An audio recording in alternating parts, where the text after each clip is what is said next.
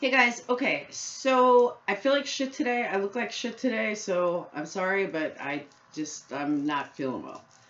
So, but I did catch something that I know I promised you guys a part two video. It's not done yet because I am trying to piece together Michael and Wendy because Wendy is all over this case. And a lot of people, every time I turn around, I find a new document, it's from Wendy. Or she did the interviewing. And when it comes to the Hallbox, everyone seems to be related to someone in law enforcement, either by marriage or by, just being family.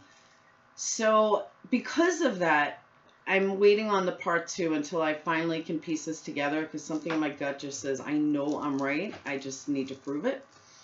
So, I'm going to work on that for tomorrow. Now, one thing that I want to apologize for is the beeps you're going to hear because I keep getting messaged, but if I turn my volume off, you're not going to be able to hear me.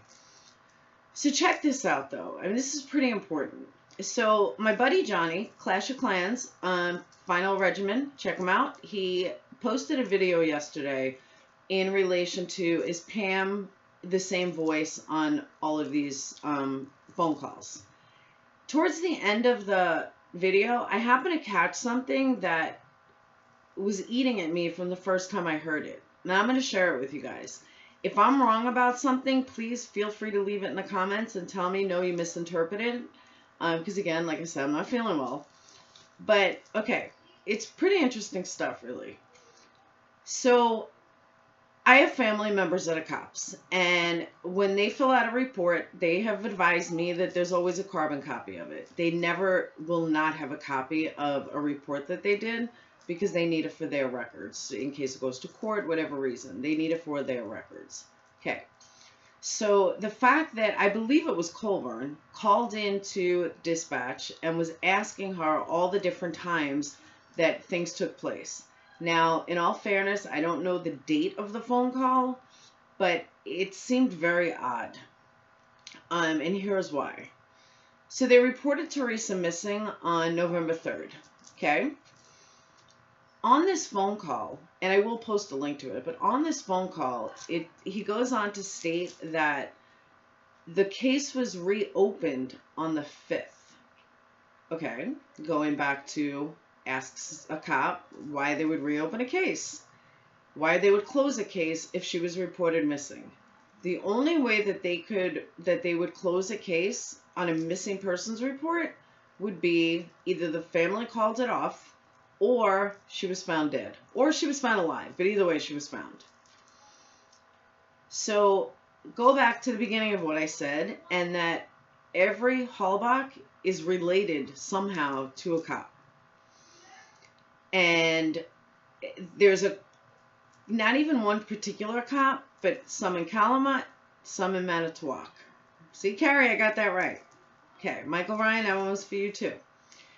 So now it was reopened, and the dispatcher even made a point to say to Colburn that it was reopened. Okay. He goes on to say that he was going back and forth about what time, he clocked in or whatever, or that the car was reported found. Maybe he was getting it ready for a depot, maybe it was for court, whatever reason.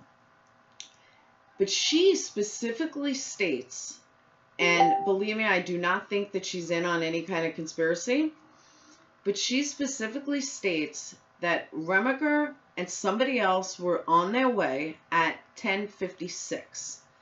She also goes on to say that at 10:50, the plates, it doesn't say who called in the plates, but 405 was on the scene. I don't know who 405 was, but obviously that was an officer, was on the scene already. Okay, so now I'm going to break this up for you for a reason. You'll understand why. So by the time Remaker was en route, there was already a cop on the scene, and that was at 10:50.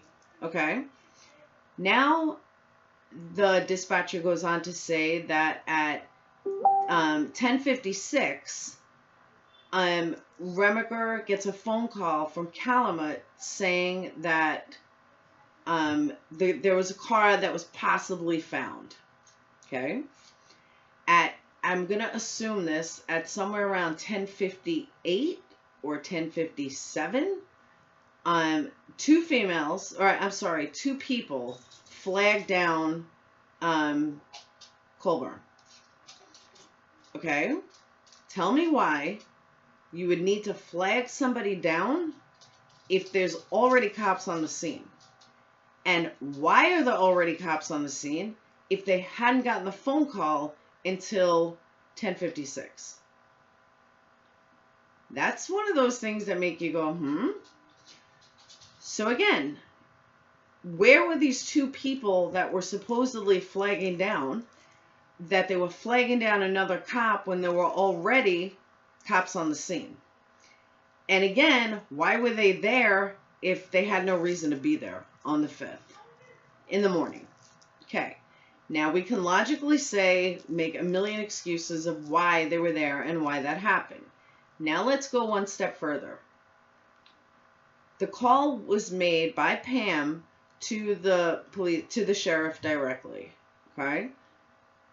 I'm pretty sure that it was Manitowoc Sheriff that she was calling. I could be wrong. But Calumet is the one that called. And according to testimony by Nicole, Pam's daughter, which I will post a link for, it wasn't Pam that called. It was her daughter that called. Why would she call Calumet if they're on Manitowoc property? It just doesn't make sense. And why is everybody lying? That's what I can't, for the life of me, understand, is why does everybody have to lie? The only reason people lie like that is when there's something to hide. That's when people lie. So if you're not hiding anything, then why are you lying? But now let's go a step further. At 10:54, dispatcher claims the truck plate. Narration was changed. Again, talking about license plates that were added. Narration that was added about the license plates. So if Colburn arrives at 10:56, Remaker gets a call from Calumet that there's a woman on the property, the car might be there. So at 10:50, they're already talking about license plates, because they said that it just doesn't say who called in the plate. That doesn't make sense. And then Colburn corrects himself, or I should say saves his own ass, by saying that, there were no plates on the car. But then he goes on to say, Colburn goes on to say that the plate that they did turn in, which wasn't Therese, because I double checked from the numbers, but a plate that they called in, that was somebody leaving the property. Colburn, you didn't get there until 10:56 and you were waved down. You clocked that you found the car at 10:59. It's on this huge salvage yard. Okay, so even if someone brought you to it, like personally brought you to it, from 10:56 when this person waved you down, because you had no idea why this person was waving you down, maybe there was another reason. So you had to physically have interaction with this person who was waving you down, because supposedly you didn't know anything, because Calumet didn't call until 10:56 and they were already there, so nobody would have to wave you down.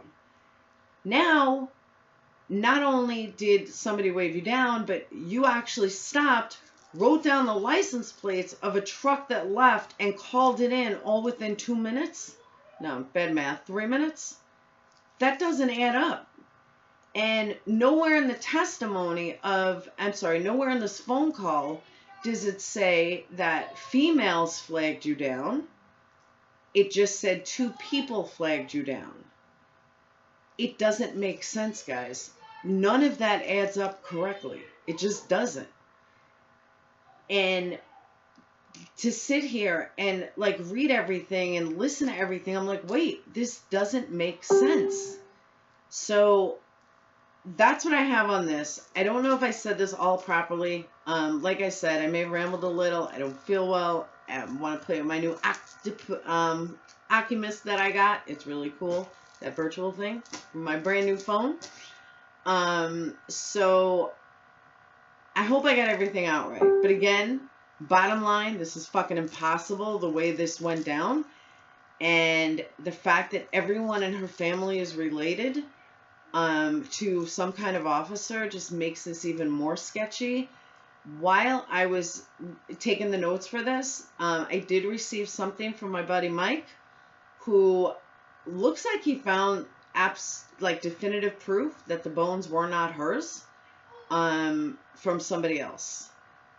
There's other stuff that came in while I was preparing for this that in Wiki, even though it is not reliable, so I'm not quoting it, I don't know who wrote it, but that Pam and Nicole met Scott and Mike and Ryan at Avery Yard at 9 a.m. Again, I'm not quoting Wiki. I don't know who wrote it. It's just something to add to this nightmare. So that's all I got for you now. I will definitely look into more of a part 2 for the other one because I know it's there. My gut tells me it's there. I'm convinced that she is somehow connected by family, and that's why Michael Asselberg, or whatever his name is, was not questioned as heavily as he could have been. Got another word, one final piece, that Scotty and Ryan are no longer friends. They had some kind of big falling out. They each went their separate ways. Now, in all fairness, it could be any reason why they stopped talking. But it just, these are the upcoming things that I'm looking into, in between everything else. But I think all of these are going to tie together somehow. But that's what I got for you today.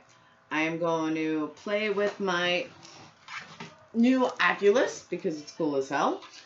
And that's it. And I will speak to you guys tomorrow. And I'm sure, hopefully, I'll be feeling better. But if not, peace out. And I'll talk to you tomorrow. Bye.